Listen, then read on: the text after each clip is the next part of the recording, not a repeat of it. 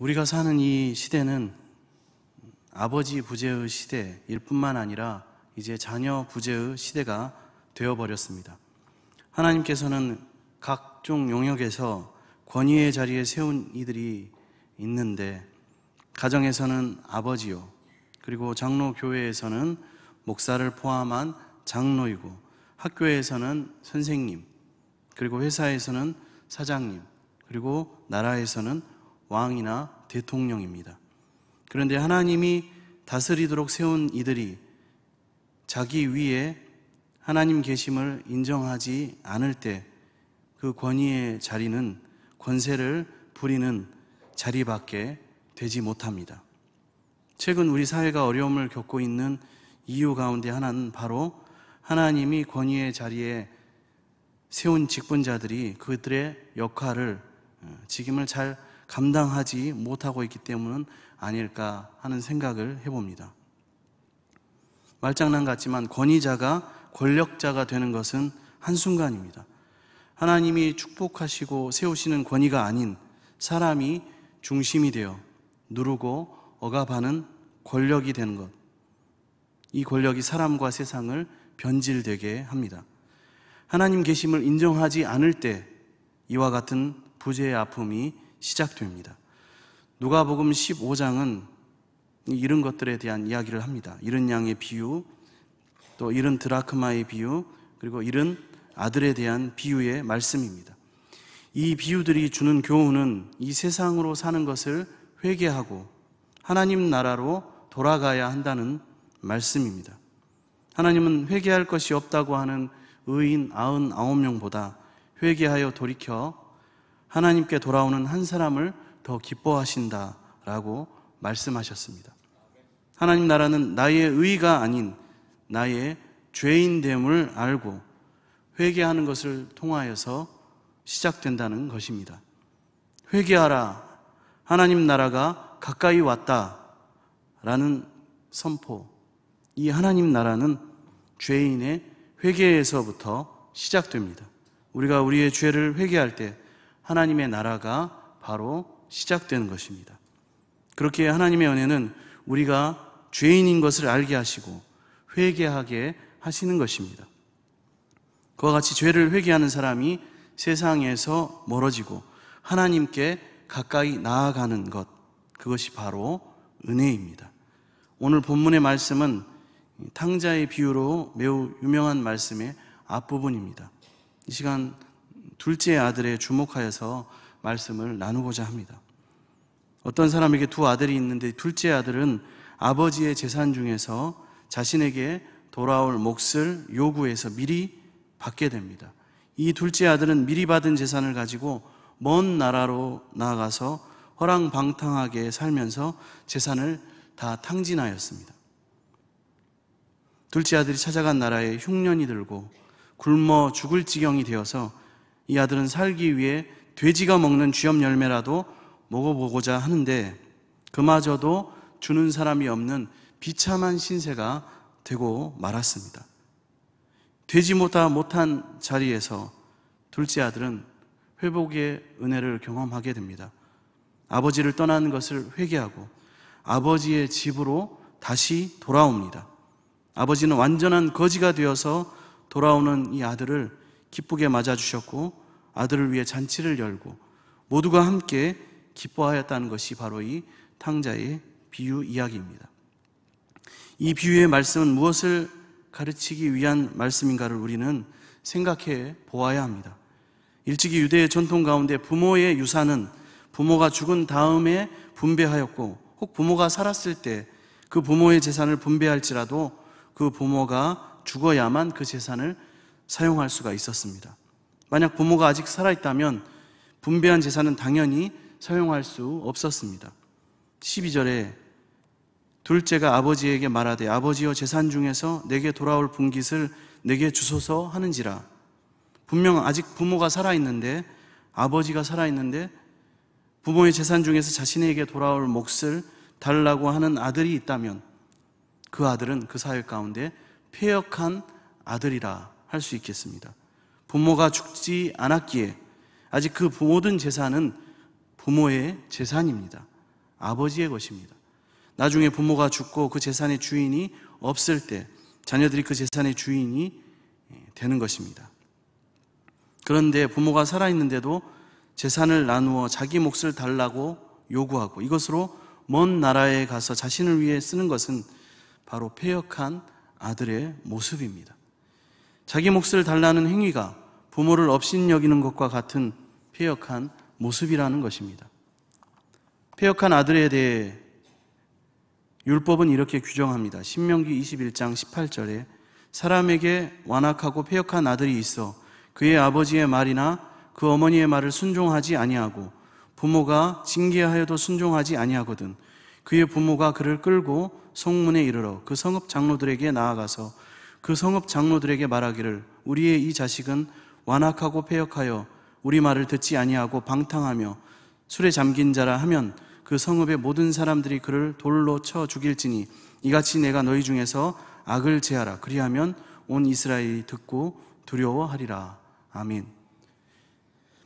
율법의 규정은 이스라엘 가운데 패역한 아들이 있다면 증인들과 사람들 앞에서 돌로 쳐 죽여서 이스라엘 가운데 있는 악을 제거하라고 말씀하고 있습니다. 예수님의 이런 비유를 들은 유대인들의 반응은 당연히 둘째 아들을 돌로 쳐 죽여야 한다고 생각했습니다.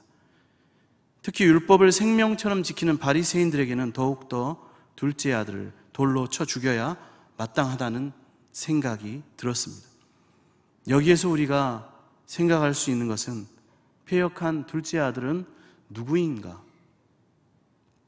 둘째 아들 역시 하나님의 백성이요 아버지의 아들입니다. 아버지의 나라를 재산을 상속받을 하나님의 백성입니다. 하나님의 자녀 중에 어떤 사람들입니다. 12절에서 13절 말씀에 그 둘째가 아버지에게 말하되 아버지여 재산 중에서 내게 돌아올 분깃을 내게 주소서 하는지라. 아버지가 그 살림을 각각 나눠 주었더니 그 후 며칠이 안 되어 둘째 아들이 재물을 다 모아 가지고 먼 나라에 가 거기서 허랑방탕하여 그 재산을 낭비하더니 아들은 자신의 소유가 아니라 아버지의 재산을 달라고 합니다. 아들은 아버지가 소유하고 있는 재산을 나의 소유로 삼기를 원했습니다. 아버지의 재산이기 때문에 아버지의 뜻대로 쓰는 재산입니다. 아버지의 소유된 재산의 일부를 자신에게 주면 자신 역시 자기 마음대로 쓰고자 한 것입니다. 아들은 아버지의 소유가 아닌 자신의 소유를 갖고 싶었던 것입니다. 그런 이유로 자신의 분깃, 자신의 몫을 달라고 요청합니다. 아들이 요구한 아버지의 소유는 아버지가 죽을 때에야 받을 수 있는 것이었습니다. 그런데 아버지가 죽을 때까지 기다릴 수가 없어서 아버지가 살아계시는데도 불구하고 자신의 몫을 요구한 것입니다. 정말로 패역한 아들의 모습입니다. 그런데 이 아들은 이 패역한 아들이 되어서라도 그 많은 재산을 자기 마음대로 쓰고 싶었다는 것입니다. 그는 항상 아버지 밑에서 아버지의 뜻에 따라 사는 것을 못마땅하게 생각한 것입니다. 자기 생각대로 하면 더 잘 되고 부자가 되고 더 흥왕하고 더 즐거울 것으로 행복할 것으로 생각한 것이죠. 그래서 아버지께 자신의 몫을 요청하고 있는 것입니다. 그런데 이 아들의 요구에 아버지는 어떤 반응을 보였습니까? 아버지가 그 살림을 각각 나누어 주었다라고 말씀하고 있습니다. 각각 나누어 주었다는 말은 큰아들과 작은 아들에게 나누어 주었다는 말이 아니고 아버지의 소유물들 가운데서 아버지가 죽고 난 뒤에 둘째 아들이 받게 될 소유를 의미하고 있습니다. 이 살림을 나눠 주었다. 본문에 이 살림에 해당하는 헬라어 단어 비오스라는 말은 생명, 그리고 생활, 그리고 삶, 재산의 의미를 가지고 있습니다. 쉽게 말하면 아버지가 아들에게 나누어 주신 그 살림은 바로 생명과 삶이라는 것입니다. 하나님께서 이스라엘을 하나님의 백성으로 삼으신 것은 하나님 나라의 생명과 삶을 주신 것을 의미합니다. 저와 여러분이 예수 그리스도를 믿음으로 받은 것은 바로 주인 되신 하나님으로부터 온 생명과 삶입니다. 요한복음 3장 16절에 하나님이 세상을 이처럼 사랑하사 독생자를 주셨으니 이는 그를 믿는 자마다 멸망하지 않고 영생을 얻게 하려 하심이라. 아멘. 하나님이 주인이 되어 허락된 생명과 삶은 하나님 나라의 생명과 하나님 나라의 삶입니다. 하나님은 우리를 하나님의 자녀로 삼으시고 우리에게 하나님의 생명과 하나님의 삶을 주셨습니다. 세상으로 사는 삶이 아니라 바로 하나님 나라로 사는 영생, 바로 그 삶을 저와 여러분에게 주신 것입니다. 썩어 없어질 것을 위해 살다가 죽는 우리의 삶에서 이제는 영원한 것을 위해 살다가 영생으로 들어가는 영생의 삶을 주셨습니다. 육신대로 살다가 죽고 마는 육의 삶이 아니라 영으로서 몸의 행실을 죽이며 사는 영의 삶을 주셨습니다. 한마디로 하나님 나라로 사는 생명의 삶을 주신 것입니다. 그러면 하나님 나라의 삶은 무엇입니까? 바로 내가 주인으로 사는 삶이 아니라 하나님이 통치하시는 하나님이 주인 되신 삶이 바로 하나님 나라의 삶입니다. 우리가 사는 것은 내 뜻대로가 아닌 하나님 뜻대로 사는 삶이 되어야만 합니다. 하나님은 우리 모두에게 천국의 삶을 주셨습니다. 천국의 삶을 사는 것은 곧 천국의 삶을 누리는 것입니다. 복과 은혜를 누리는 것입니다. 돈이 많고 호화로운 저택에서 사는 복과는 비교할 수도 없는 천국으로 사는 삶을 주셨다는 말씀입니다. 이 땅에서 많은 사람들과 함께 어울려 살아가지만 그 속에서 우리를 천국으로 살게 하셨다는 것입니다. 하나님의 뜻에 따라 이 땅에서의 삶을 하나님 나라로 살아가며 그 귀한 삶을 누리는 저와 여러분이 다 되어지기를 원합니다. 하나님은 세상에서 우리를 건져주셨습니다. 구원하셨습니다. 사람은 죄로 물들어 살아도 결국에는 죽음을 당하고 그렇게 되면 죽어도 죽는 삶, 죽을 수밖에 없는 삶을, 그런 인생을 죄 가운데 살아갑니다. 그렇게 소망 없이 사는 저와 여러분에게, 우리 모두에게 바로 새로운 삶, 그리고 영생의 삶을 주신 것입니다. 새 포도주에 담을 새 가죽 부대가 되게 하셨고 이제 그리스도로 말미암아 새 사람이 되게 하셨습니다. 죄가 주인인 이 세상에서 살아가는 저와 여러분을 구원하셨고 하나님이 주인된 하나님 나라에 살게 하셨다는 것입니다.